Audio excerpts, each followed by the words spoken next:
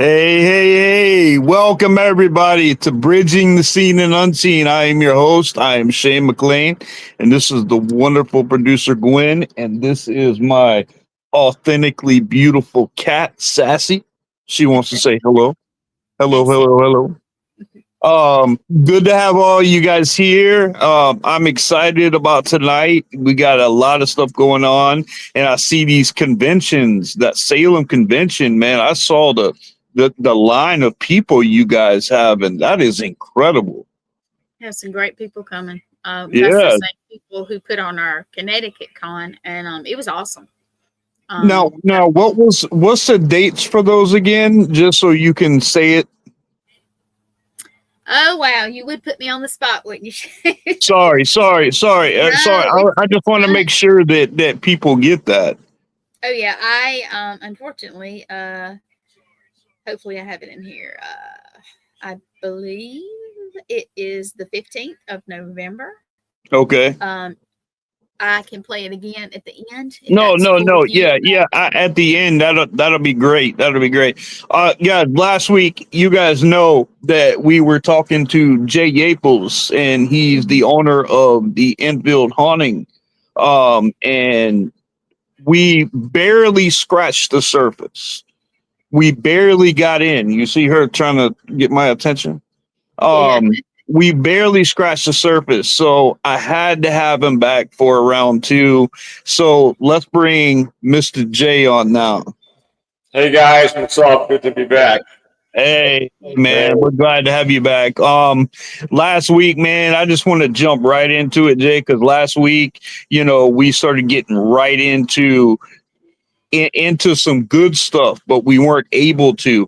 So let me recap a little bit. You were talking about the wrist marks that you had on there. One that Okay. was the wrist marks, and then you went that inside your living room area on an air mattress or something like that. The older lady that was doing the wheezing or whatever, like, and Oh yeah, yes, that was a story that we were told by. Yes. Okay. yep. So you could just pick up right there. Okay. Um, so I'll backtrack a little bit about the with the wrist marks. So yeah, that night we got the kids in bed, and it was we settled down, and now back in the early days, like I tell everybody, it was a battle for our souls. It was like it was nonstop, like combat here. It was scary. It was terrifying because we were going through priests and paranormal teams like they were like flies on a wall. It was crazy. So one night, and again, I have a hard time believing in this stuff up to this point.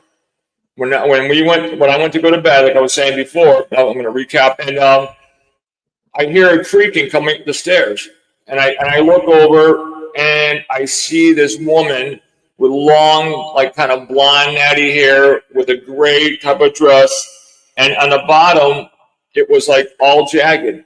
But what caught me was these really weird, like high heel shoes, but they were open toed, and she had them almost like she was coming back from a dance or something. And she just turned her head and she started like have this weird laugh. And I said, "Oh my God!" And she said, "There is no God." And then in that second, that telepathically, she jumped on my chest and grabbed my arms and was pulling up. As that's happening, I'm trying to yell for Elka. I lost my voice. I couldn't yell. So I'm trying to hit Elka, and all of a sudden I said, "Oh my God!" And pop, she was gone. So I thought maybe it was like type of dream where you're not fully asleep, and you're not fully conscious. So I went to bed. I woke up like I was saying, and I'm getting ready to get up, and I said, "My God, my wrists are sore." And I looked down, and I had black and blues of little finger marks where she held me so tight. You thought it was a dream. Yeah, because I said, "Just can't be real." So I went over. I called in work. I said, "Hey guys, I'm taking a personal day off," because when that happens to you, your mind is wondering what the heck is going on, Yeah. And so, yeah, and the first thing is SETI the babies. So in the early days, when all this stuff was going on, I was lucky because of the type of friends I had. And I could pick people from different fields, detectives, agents, whatever. And I said, hey, look, I really thought somebody was trying to play psychological like games, almost like psychological warfare, right? I said, there's got to be a hidden tunnel. There's got to be somebody coming in. I said, this is nuts. I said, they're using something. And I said, I don't get it. So when Elka, she ended up working nights, right? So I would have my friends come in and I would have them go through the house with all kinds of different detection meters, everything. And they said, Jay, your house is wrapped tight. It's an old house. You're going to have creaks and things like that. And I'm like, no. I said, there's something really weird, So as time went on, things started ramping up. Our first Easter, we went out and we started going to this German restaurant. They had a huge buffet. So we came back and it's 2007. And I decided to be a good dad and husband. I decided to go and do the little dishes that were left from the little bottles. And we put the babies in a rocker. We had the dogs. And all of a sudden, Alka's screaming, Jay, get over here. So I come running over. She goes, you can't hear that. I'm like, no. The babies are screaming. The dogs are going crazy. She said, somebody's scratching on the walls. I can't tell if they're trying to get in or out. And then there's rapping. Boom, boom. So now I'm like, I got to see what's going on. She's terrified. So I go to open the door. At first I look out the window the best I can on the porch. I go to open the door. I put my foot there in case somebody starts to, pop the door open. So I go and I open the door, nothing there. I look up and down the street, there's nothing. Can't explain where the scratches are coming from, where that loud banging sound's coming from. So we decided at the time, we called in the first priest. I don't know if I got into that last week because it's been a busy week with everybody talking to. So being, watching TV, all this stuff, and being a man of faith, I figured, you know what? You call in a priest, he comes in, does his holy thing, and the house should be settled, So I called up a priest, and I scheduled for him to come in to do a house blessing, right? So I look out the window, and I see him walking down the street. So I'm like, so now I know he must be local. So I go outside, and I meet him. So I'm talking to him.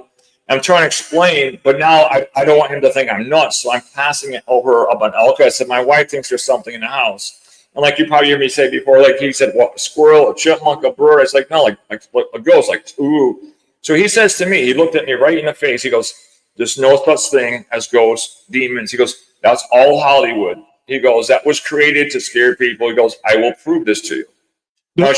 Who said that to you? This was a priest. So he said, I'll prove this to you. He goes, this is all nonsense. So I'm like, okay. So he goes in and he blesses everything. He's throwing holy water everywhere. So he goes in the basement. He goes all around our side, comes back down. He says, see, nothing. So I said, Father, we got to go on what I call the renter side, which is over here. Now, he comes in and I got table saw set up. I got chop saw set up. It looks like a job site. He goes, I love the smell of fresh construction. So anyhow, he works his way up, goes up in the big room on the second floor. He goes, see, nothing here. And I said, Father, I said, there's one more door. Now that's the attic door. Now what was weird about the attic door at the time is it had like deadbolts, padlocks. There was like 5 locks, like boom, boom, boom, boom. So we were like, what were they trying to keep out or what were they trying to keep in from the attic? It didn't make any sense to be that whoever lived there was really paranoid. So Father walks over and he opens open and he's all confident. He walks up 3 steps, boom, boom, boom. He freezes and he stares. He's looking at something. Whatever he's seeing terrified him. It shook him down to a core. So he did see it. He did see something. Whatever he saw, blew his whole theory out the window, right? He goes to take one more step up, like, you know what? I'm gonna confront this thing, and he stops. Then what he does next, He backs down. He says, you know what, Jay, I'll spray holy water on a staircase. That'll be good enough.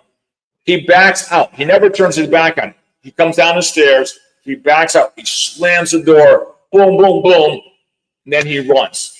I mean, he ran all the way down to the master bedroom, ran down the stairs, got 1 foot out the door in here, and he looked at me with a serious face. He said, ignore it. It will go away. And boom, he was gone. So Elka, you weren't like, you just said these don't exist. What's going on? Yeah. That's what Elka said. She's like, where did the priest go? I said, I don't think he's ever coming back.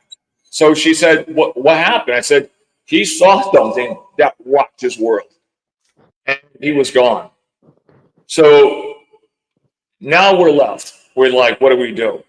So now things are ramping up, right? You can hear somebody, like, it runs up and down the stairs and runs down the stairs. And then it sounded like something would jump off of a bureau, right? And you would hear this, and then you hear running, but you can never catch it because it's not in the physical world.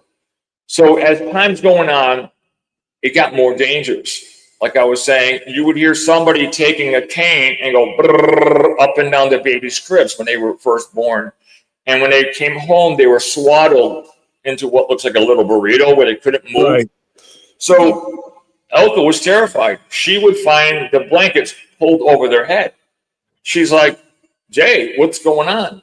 So as that was happening, like I was explaining, I went down to the city hall and I had met this girl.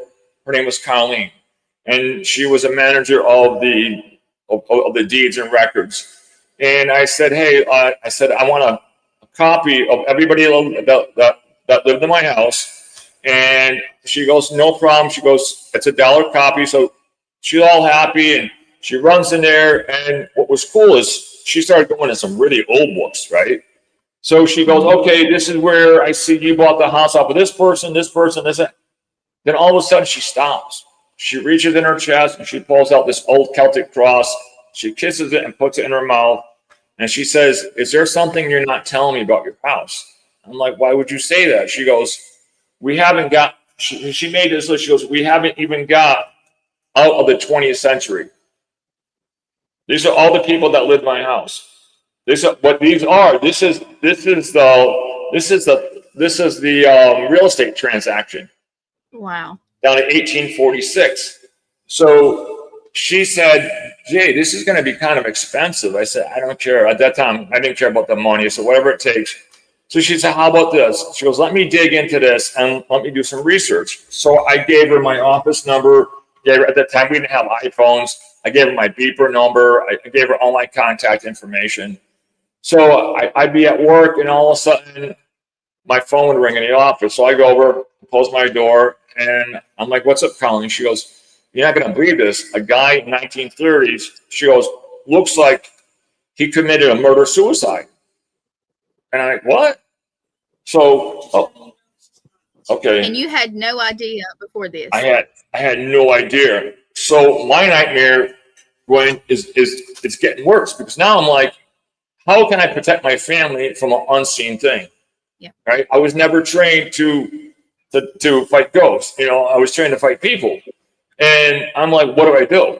So now as Colleen's making a list, she goes, there was a guy in 1930s. It looks like he went down the street and he killed some people and went back and killed himself. And I'm like, oh, great. But she said, look it, good news. The guy from the 1960s, she goes, Jay, he bought the house in 1963 and he sold it in 2001. She goes, he must have had a great time. He raised 5 kids. He must have went to college, had Christmases. Come on, buddy. She goes, cheer up.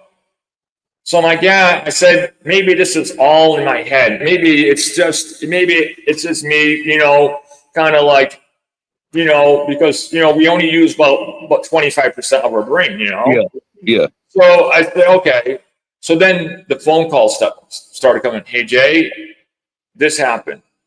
Jay, this happened. And now she's like, I'm hooked on you. So now what happens is I had the best ally because now she had access to everybody's death records.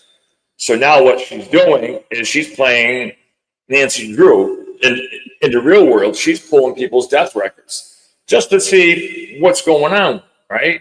Not good. So as a little trivia question, out of 254 years since 1771, only one person that we know of died of natural causes. Wow. Yeah. And her name was Marion Arnott. The newspaper article said she died peacefully in her home on Prospect Street from bronchial pneumonia. But I don't believe that's true. We had a guy last year who stayed overnight. It was him, his brother, and another couple. So his brother took the small room. He took the big room. The other couple took an air mattress, put it on the floor. So in the middle of the night, he hears somebody like choking, gasping for air, right? So he's thinking maybe his brother came in and has sleep apnea. So he decides, half asleep, he goes to roll over, thinking he's going to see his brother. But what he sees is so terrifying. He sees this older woman laying there, pointing at him. Now she can see him, pointing at him, gasping for air, and trying to reach out like, help me, and she's gasping for air. And he freaks out. He jumps up because he's like, oh my God, how did this woman get in the bed next to me? She clearly can't breathe. And then she just disappears. He grabs his clothes. He runs down the stairs. He's banging on the door. He's calling us. He goes, I just see this woman. I said, oh my God. I said, you know what? I think you just got a glimpse of Marion Arnott's last days on earth. I said, I don't think she died peacefully. I think she was gasping for air. And she was reaching out to you for help. So yeah, he became an instant believer. So after that, so that's that one about Marion Arnott. So as time goes on, we're having awful things happening here. Things are disappearing, reappearing, wrapping on the walls. Something came in the back door. And my little dog Gizmo got up and started running. At first, it's like it seemed to be welcoming. So he starts running over.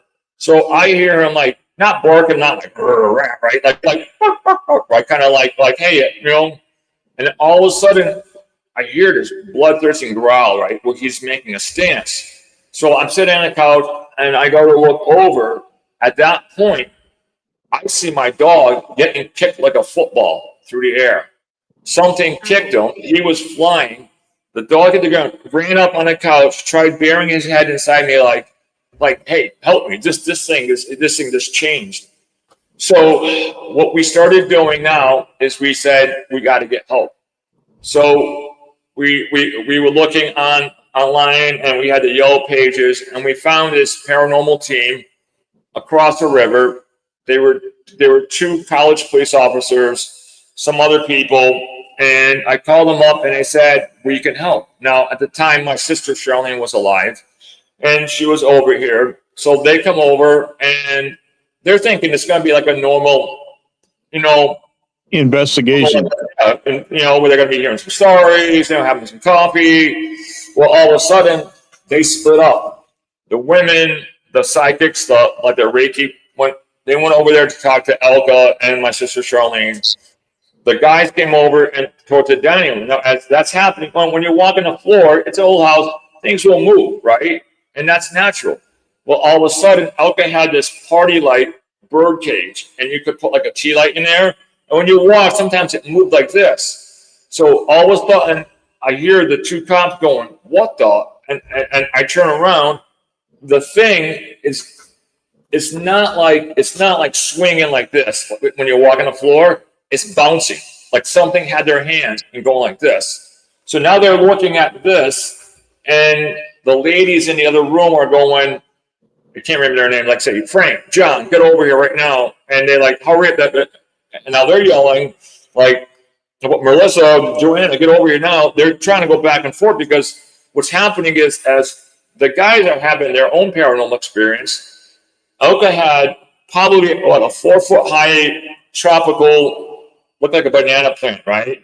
And it had like a 16-inch round, terracotta pot, and it was in the corner. So as they're talking, they 5 people literally witnessed the thing slide right across the floor. So now they're like, you know what? We got evidence. We'll be back. We got to figure out what to do next. So they just left? They left. So I kept calling up. I said, hey, Frank, I need your help. Jay, we're busy. Right now we got a riot going on at the college. And I could never get a hold of him. So as that's happening, I get a phone call from Colleen. And asked me if I can come down to City Hall. So I went down there, and there was the old mayor. He's like, hey, Jay, you got woo goes. I'm like, oh, Jesus, right? So we're talking. She says, listen, there's this young kid. He just started a paranormal thing, and he registered. She goes, so the mayor's like, listen, he's one of our own. He goes, come on. He goes, just give him a shot. So I'm like, I don't think this is anything for somebody who's just coming up and watching taps. So Right. I said, you know what? But as a favor, I said, for you guys, all right, tell them to come over. So that's the one I was talking about last week. So he comes over with all these psychics and mediums, and we were burning a Yankee Candle maple pancake flavor, right? And I don't know if I mentioned this last time, but I like to debunk people, right? So all of a sudden we're upstairs. She goes, stop. I'm like, what? She goes, I'm clear audio, I'm clear video, I'm all this clear stuff. And I'm like, oh, wow. She's like, I don't know why they're showing me this, but she goes, they're showing me a hot breakfast, maple pancakes, sausage, and bacon. I can just smell the maple syrup. And it smiled. I didn't say a word. I'm like, that's the candle. That she wasn't having anything psychic. So we kind of we're like, you know what? Okay, thank you. I will never say anything to hurt anybody in their face. That's why I wear a cross. I'm not that kind of person that says, you know what, you suck, get out of the house. I know guys like that, but I'm not like that. So I'm like, oh, okay. So they left, and again, at that time Taps was out, and they would always mimic Taps. They would say, is it haunted? I don't know. We all had some physical things happen, but nothing on audio, and they left. So as I'm working upstairs and I'm rebuilding the kids' nurseries, because we had the babies in our bedroom, and I really did not want to put them in their own nursery, but Elka's like, we have to get them in their own room. So now this is where things get really messed up. So as I'm building it, right, I put a fan in the window to blow out the sheetrock dust, right? I got tape up there so it doesn't go through the house. I hear knock on the door. So I open up the door, and there's this kid again. And he's like, can I come in? I was like, yeah. So we're sitting down having some coffee and soda, and all of a sudden you hear, boom, smash. It sounded like all hell broke loose upstairs, right? So I go running upstairs. Nothing. The fan is still in there. I thought the fan went out the window. I thought, oh my God, it's going to crash a car or something like that. The fan's there. All my tools are there. Nothing there. So now I go to open up my bedroom. Now it's a Luan door. You can easily break it in two, right? So all of a sudden he goes to open the door. The door won't turn. There's no lock on it. And he's trying to turn. I'm pushing the door, and it won't open. So I said, stand back. No, I don't care about the door. I'm going to run, and I'm going to just take the door out, right? Because I got my babies in there. Right. So all of a sudden, I go to start running to throw my shoulder in. There was a loud bing, almost like somebody took almost like a crystal glass and hit it. As that happens, the door goes flying open. He goes flying on his face. We turn on the lights. Both babies are sleeping. Nothing there. He gets up with this morbid terror look on his face, and he goes, "This is no ghost." this is way beyond anything I can help you with. He goes, I don't know if this is a demon. I don't know what it is. He goes, but whatever it is, it's powerful enough to barricade a door. He goes, and what that bell was, I don't know. So he left. So now we're down 2 teams. So now I call in another priest. Comes up, tell him a little bit what's going on. He just looks at me. It's okay. So now he goes through again, blesses everything. He goes in the basement, comes up, and I never said this story before. He comes up and he says, you got a problem. He goes, and to be honest, I did everything I could do for you. He goes, I don't know how to get rid of this thing. He goes, but whatever this thing is, it's angry, it's old, and he says, I did everything that I could do for you. He goes, you need to find somebody, he goes, that specifically works on this stuff, you know? He says, I don't have that training. And he goes, they know what you're made of. And he goes, and this thing, it goes, if I try to confront this thing, it knows my past. So he left. So now we're down 2 priests, 2 paranormal teams. This is like the Super Bowl, right? So now we're losing people.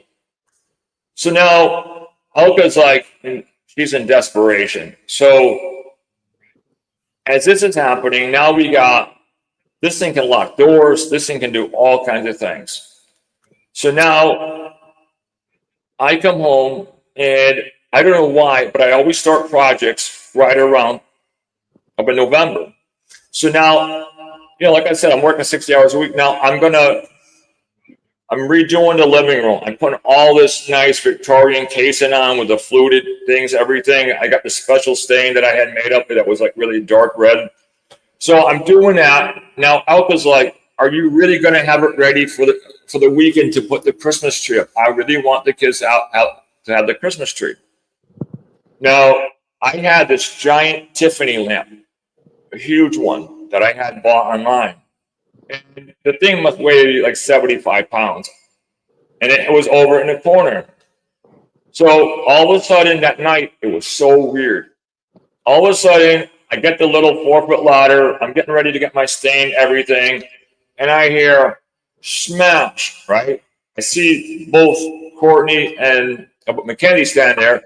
And they're like, spooky. I'm like, what? Spooky's here. I'm like, guys, I said, be honest. I said, if you knocked over mommy's lamp, that's okay. I said, I want to make sure you're okay. And they're like, spooky did it, right? So I'm looking at it. This thing, if I have to show you a picture when it's huge. So the weird part about it, when it fell, it should have destroyed all the Tiffany glass, right? But it didn't. Somehow, what it did is instead of falling over like this and smashing, somehow it got picked up, turned upside down, and drove right into the ground. It had this little point on it, and that stuck right into the ground. Whoa. And all it did was bend it. So we got the kids upstairs in bed, and now I'm working. And we're talking. Now I got this big cup of stain, right? And it's oil based. And if this gets anywhere, because I had it made up at I had it specially made up at a paint company, and I had it on my ladder. Now I'm nervous already about the Tiffany lamp turning upside down. I didn't think it turned upside down, but Elka's like can't figure out what's going on. All of a sudden, something hits the ladder. Boom! The stain goes flying in the air. And I'm running to get it because if it hit the ground, it would have went all over the rug. It would have went all over the walls. It would have destroyed the whole room. I just caught it. And Elka's like, what in the heck is going on here?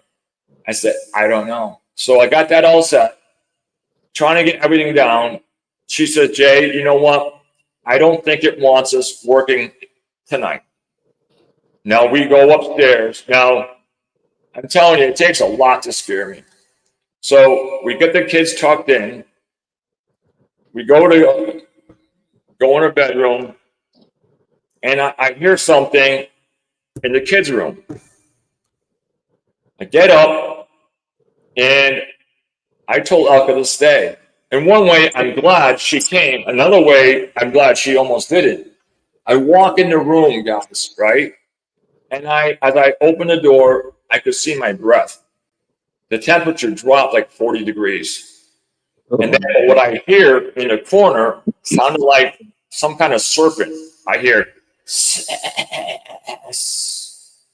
and then as I heard that, I'm like, what in the hell's that? Well, like a hissing, you said a serpent? Yeah, it was. Oh, it was, wow. it was like, right?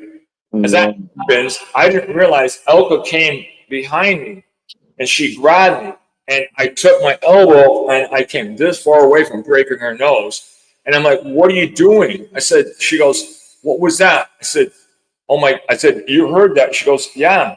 She goes, what is that sound? I said, I have no idea. So that was the day I wanted to grab the babies, Elka, the dogs. I was going to take off, get a hotel room. I was done. Well, of course, at night, we started having a wicked snowstorm. Elka's like, everybody tells us we got to stay and fight. So I said, I'll stay awake. I'll pull the first watch. I said, you get some sleep. As we're doing that, all of a sudden, Elka hears, because she has a monitor, she hears, clear as day, you all are going to die. She jumps Like off. she heard that audibly just like that? Yep, clear as day. You all are going to die. Now, she jumps up. She can't sleep. I'm staying awake. I'm sitting in bed, and I'm like, I don't get this. What is this? So now we call in. We went to Northampton, Mass, which is like a mecca for New Age, Matt, right? You have all the colleges. You have Amherst, Smith College. You have all 5 colleges around. So there was this place. It was a spiritual place, and they have this magazine called Many Hands. So I bring it home. I'm flipping through it, and it said, Madam, like Madam Zelda, can speak with the dead. I can help you, with your loved ones. So, like a good person, I call her up, and I'm like, a good person. like a good neighbor, State Farm is here, right? So I call her up, and I'm like, do you work with dead people, right? I mean, how do you start off a conversation, right? So Right. I said, do you work with dead people? She says, well, all depends what kind. I'm like, when you're dead, you're dead. I mean, there's no different kinds of dead people. So she said, what's going on? I said, I think I have ghosts or something in my house. She goes, I don't work with that kind of dead people. She goes, but I'm going to refer you to somebody. His name is Steve Wilson. They're 5 amazing psychics. And she goes, they'll help you. So this is early on. So I call up this girl. Her name was Betty, really nice lady. And I tell her what's going on. She goes, oh my God. She goes, let me talk with the rest of the team. So they all came over. Now, this is the beginning. We don't know the whole story. We don't know anything. I'm still getting information coming in from Colleen and from other people. All of a sudden, they walk in, and simultaneously, 3 of them, they grab their head and they scream and they run out the door, right? And so Steve is like, what the heck just happened? Almost half my team is outside holding their head. So they said they got some kind of, they said it was like a weird migraine. But what they said is they felt like something went in their head and it felt like the head was exploding. 3 of them simultaneously, right? So one was too scared to come in. So they finally come in, and now there's 4 of them. The other one was too scared. She felt like whatever this thing was, it was ancient, it was old, it was bad. So now, as they're talking, they're like, it sounds like a radio, like all this chatter, like 100 people are talking at once. Then they turn. Now, granted, they never been in my house. Now, my side and the renter side are like almost copycat. The bedrooms are on the end, right? And in the middle, the two bathrooms are side by side because the way it is, there's a hallway on each side and the bedrooms on end. So they run up on my side, they turn and they run into where I was working on a nursery. And they're like, he did it. He did it. And then Steve's like, what?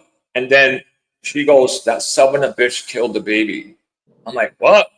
So now I still don't believe in psychics that much. I'm like, okay. Then they turn around and then they go through my bedroom. And at the time, the attic door was still, frame was there. They run upstairs and they said, this is where it happened. I'm like, where what happened? What they got a vision of was this very large man coming home drunk. And he was like a supervisor or foreman or something, they said. And now I'm kind of hoping he just shook the baby. I hope he didn't take the baby and start banging the baby off a bureau, right? She said, they're all like this, and they said the baby died. They said they ran down to, and they didn't know where it was, where the old fireplace was. And they said there was a fireplace here. They panicked. They tried to burn the baby or the toddler in the fire because they said, if back then this was a small village, and they said if that happened, they were afraid they were going to get hung. Now, apparently they didn't do they couldn't burn the baby in the fireplace, because, right? So all this stuff was going on, and then they said, they ran back up to the attic. She goes, she did it. She had help. So that what they could figure was she snapped. She saw him kill the baby. She got help. She tried to poison him. It didn't work. So she waited till he came home really drunk. She must have had some pretty big guys help her. They put a pillow over his head and they suffocated him. Then they dragged his body up to the attic and they left him until people from work, his friends, were like, hey, where's James? He didn't come into work. You know, what's going on? They like, well, he came home. So this is everything they're telling us is that they said they went to the attic and said, oh my God, he must have came home drunk and died. You know, he must have been so intoxicated that he died. So that was it. So we couldn't find at the time any substantial hard evidence to back this up until one day we were at the cemetery and I find Marion Arnott's grave, right? All of a sudden it says Marion Arnott died 1900. Her husband James, right, that year, and daughter the same year. That fit the MO of what they were talking about. So the baby and the husband died. So I think they buried him. So now I'm like, okay, so maybe there is something to these psychics. So Steve came out again, and Steve's like, I don't get it. He goes, I put all these psychic beacons. He goes, I'm doing everything. He goes, there's something here that is fueling the energy. He goes, it's like steroids. He goes, I don't know what to do. So he said, we live so far away, Jay. He goes, we're not going to give up. But his trip started being lesser and lesser. So now I'm looking for more experienced people. And it's not that easy. So I had put a call into this group called CPRS. And I had put another call in to another gentleman named Robert Baker. So finally, CPRS got a hold of me. Wonderful guy named Orlando Ferrante. And he said, what's going on? So I tell him. And he said, okay. He goes, I'm going to talk to my partner. His name is Joe. So Orlando comes over with a couple of their team members. And he witnessed things. He scratching. He witnessed levitation. So he calls up his partner and says, hey, Joe, this is the real deal. He goes, this is a crazy house. So he's trying to get his partner out, but every time his partner is trying to come out, his mother in Maine gets sick. And it was like, it's weird. Every time he called him, he would get sick. So Orlando kept coming over. Orlando kept getting messed with really bad. Now, Orlando's like, I'm worried about your safety, Elka's safety, and a baby's safety. He goes, we've been doing this since the early 90s, you know, and he says, we've been involved in some really big cases. He said, but I don't know what this is. And he goes, I can't tell you that you guys are all going to be safe. So he leaves. Now, he finally, when all this stuff is happening, right, we're waiting, you know, time's going by, right, weeks, months. So I'm home from work one day. I don't feel good. So I'm home from work, and Elka's running up and down the stairs. She's like, oh my God. She goes, now I know why. She goes, people are stressed out having babies. She said, I can't get them to nap. She goes, Jay, she goes, they should be taking a nap and they're not. I said, okay. I said, we'll play good cop, bad cop. I said, I'm going to go up there and I'm going to try to yell at them. It's hard because, I mean, I'm a big goofball, right? I can't be mean. So I said, I'm going to go up there and I'm going to try to play backup. So I go up the stairs and I'm ready to walk in the room and go, all right, guys, take a nap, right? I walk in and I'm like, oh, what I see, again, defies logic. Courtney, we had to put her in a daybed because somehow she would get out of her crib, which made no sense. So now it gets, as I come in there like this, I look, there's this diaper changing station that one of Elka's friends said was a doctor bought it for her. It was solid maple. It was heavy and it was loaded with diapers and everything. Guys, I watched it levitate off the ground by a foot, floating in midair, and then drop straight down. And then I went in my mind, and then you know your mind goes fast now. Now we figured out what's happening because we would find this thing moved around a small room, and we thought the kids were eating spinach and dragging it at 2.5 years old. We're like, so now I grab both the babies under my arm. I'm running down the stairs, right? Because I'm like, so Elka's like, well, that worked well. I said, you're not going to believe this. I said, now we know how that thing. I said, Elka, I watched it float in the air. So as that's happening, we're like lost. So now we're waiting. So now the time comes up. Orlando finally gets his partner. So they all walk in, and whatever this thing is, it's so intelligent. It goes someplace. It goes someplace and hides.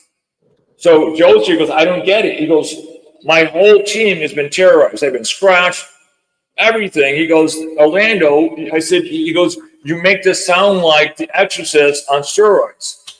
Orlando says, wait, Joe, wait, it's going to happen. He goes, I've never seen stuff like this in my life. He goes, only in his house. So the whole night, nothing happened. So Joe said, you know what? I'll be back. So Orlando said, I'm not leaving you guys. He goes, this is dangerous. So about a month goes by.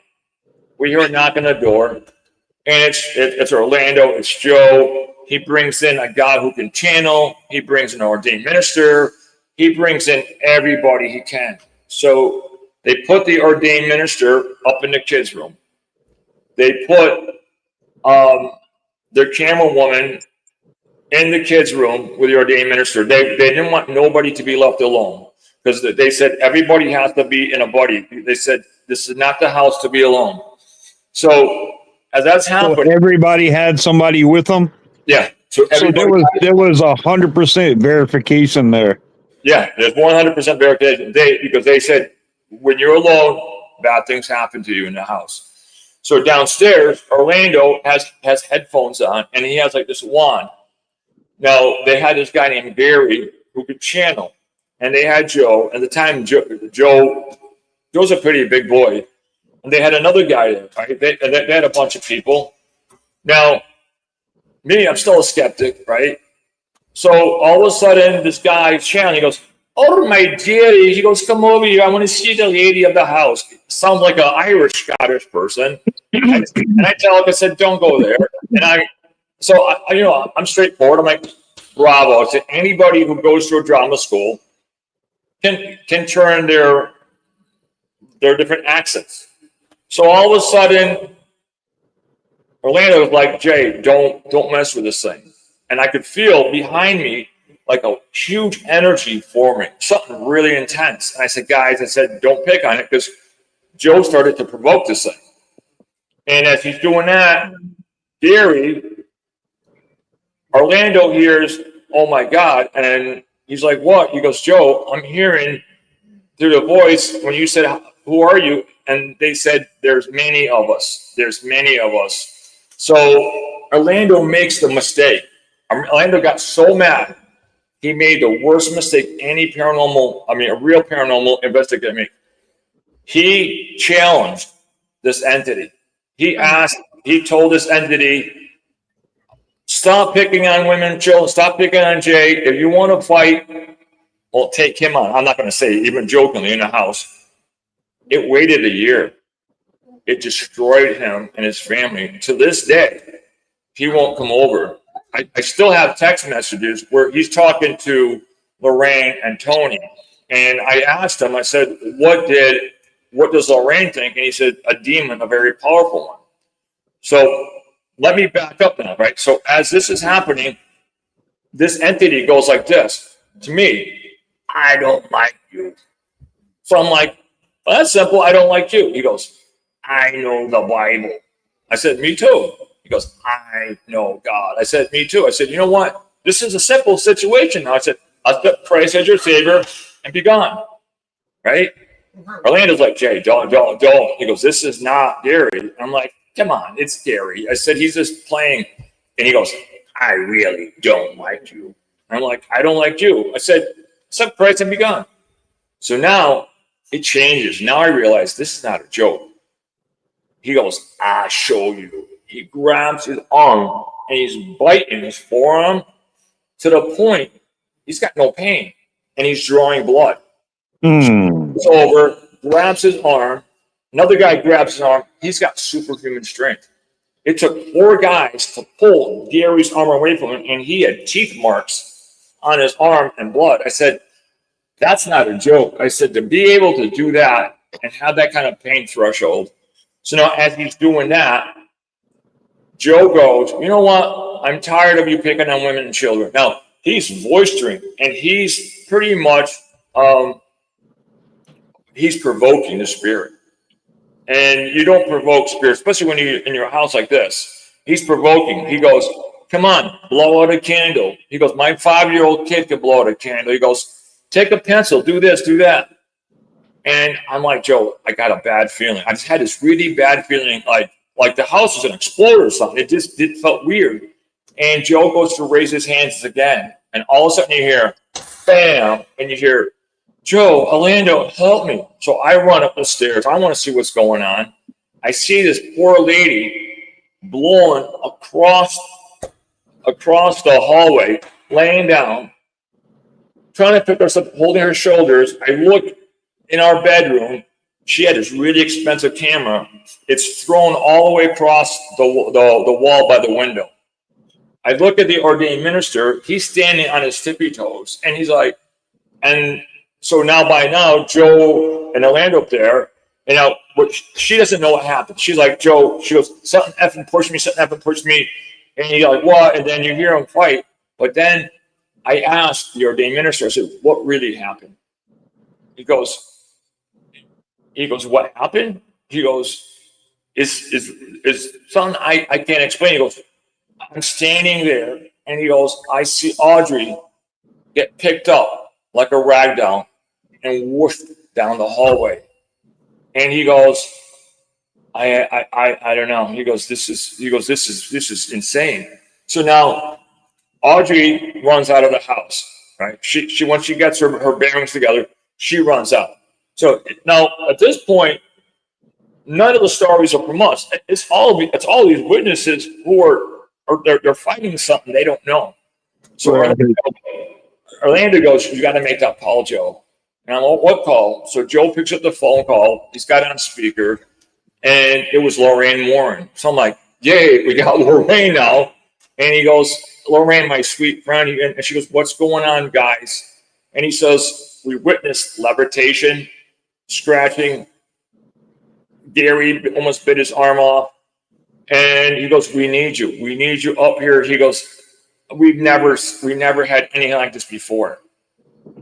So Lorraine had this infinite wisdom about her. She had something special. I don't care what people say. She was sweet lady. She had something, and she said, "What are you leaving out?" She goes, "You're leaving out something very important." And Orlando goes, "Joe, you got to tell her." And so Orlando goes, he goes, "Lorraine," he goes, "Audrey was picked up like a rag doll and thrown almost 8 feet down the hall." Silence. Lorraine says, "I am sorry.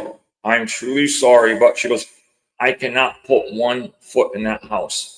She goes, "Give Jay and Elkie," she always called her Elkie, "give Jay and Elkie my phone number. Have them call me anytime." She goes, "But I cannot come to the house." To the day she died, she would not come to the house. So that did not make us feel very well, right? We were like, "Oh my God." So now at this point, Joe backs out. Joe gives, now we just found out, Joe gives a cross. He said it's a very special cross, and he hangs it up in the kid's bedroom.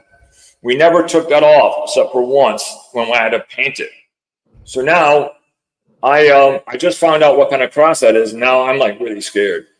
So I know Joe meant well, but I don't think even Joe knew what it was. It was a funeral cross. It was like when you go to like a Catholic funeral, Yeah. they have that cross. So last month I'm talking to a guy in the Midwest and I'm telling him about it. So he asked me to take pictures. And he says that cross, there's something about that cross. So me being in the investigative mind, I start Googling it and I'm like, oh my God, that's the cross that when you Catholic, when you go to like the wakes, they have that copper cross or that gold looking cross and they place it by the person's head.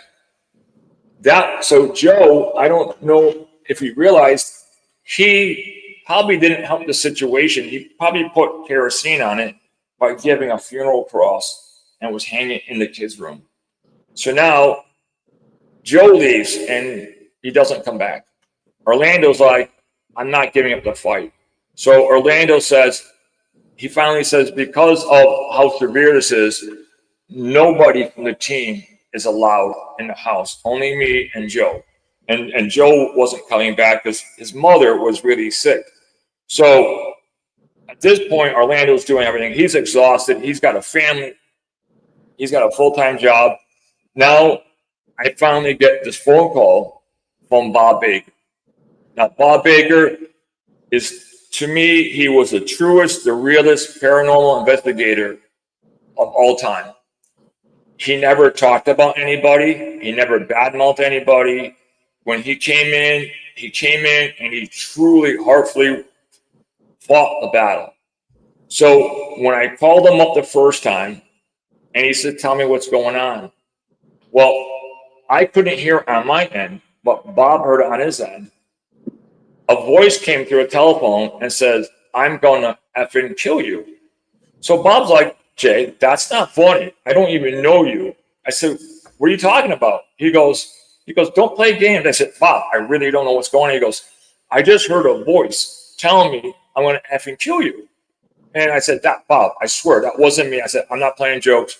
So he goes, "Keep going with the story." He goes, "This can happen." So I'm telling him the story and he says, "It did it again. It says, I'm going to kill you." And Bob's like, "I'm not going to be intimidated by this." So he says, if what you're telling me is true, I will not put one foot in your house without a member of clergy. He goes, "Jay, I've been picked up, I've been thrown, I've been beaten." He goes, "I've been on some really severe cases." He goes, so he calls up and he gets a hold of this guy, and it was Father Bob. So he says, Hey Jay, we gotta stop right there. We got like a minute and a half to 2 minutes. But listen. I know. This is just proof right here. We have to have Another one. We It's have gonna be to a do series another by one. the time we get done. It's gonna be a series. Yeah, I was Right. about to say that. Yeah. That's what I mean. That's what I mean. Because I think there's so much complexity to this house and what's going on that it brings life into itself. And the thing is we haven't even discussed what this thing really is yet. And No. that's what I'm looking forward to. So we definitely have to do this again. But Jay, please tell everybody how to get a hold of you right I now. So you can get a hold of us. Let me get of course I don't have the business card. You can get a hold of us on Facebook at either the Enfield Haunting or the 1771 Enfield House is our page. We also have our phone number. The home phone number is 860-698-9535. Next time I'll flash up a card so everybody can take it down. I just saw a lady come on. Her name is Iris, and I'll tell you about her. She's very special. She has a true gift. That's awesome. That's all. I want to hear everything, man. So I mean, if we have to make this a series, Jay, we'll make this a series. You know, I don't care if it's 3, 4, 5 shows. I want to get all this out because not only do I want to know it, but I think everybody in this network and everybody needs to understand how special this is. You know, to have somebody like you with us that's willing to tell this story. Yeah, it's because we haven't even hit the tip of the iceberg. Oh, I know. And I know, just stop right at Father Bob, and I'm telling you, we'll get into it. But Jay, I really appreciate you, man. It's been an awesome hour. I can listen to you all day long. You have me intrigued from the very first thing. I mean, this was a great one. And I appreciate you coming, and let's do this again. I'll get with you. We'll plan on doing a round 3. If we got a round 4, 5, 6, whatever we got to do. Around 12, because The story of Enfield, the story of Enfield will be told the right way. And if we start doing this, I'm gonna see if I can get a hold of one of the guys who actually almost got wiped out here. His name is Jay Dodd. That's all. Hey, I would love to have him on with you, and just as eyewitness. I mean, he was there, he saw everything, so we can do it. Let's do this. But you and your family have a good night. You, Mackenzie, your wife, everybody. Yeah. And my wife, she's even wanting to get on now. Yeah. Hi, Andrew. Everybody. She says, "Hey, yeah, all right, Jay. You take care, okay? All right, guys. Thank you for having us on again. All right. We'll talk soon. All right. Guys, listen, that is such an amazing guy, and it's such an amazing story. You guys just stick with us, and I'm telling you, I don't care how many rounds we got, we're going to get this thing done. We're going to get Enfield on the map. We're going to get it done. And I'm telling you, it's just getting started. It's just getting started. So you guys stay tuned. We're going to plan it again. And you guys stay safe and be blessed always, and stay spooky, people.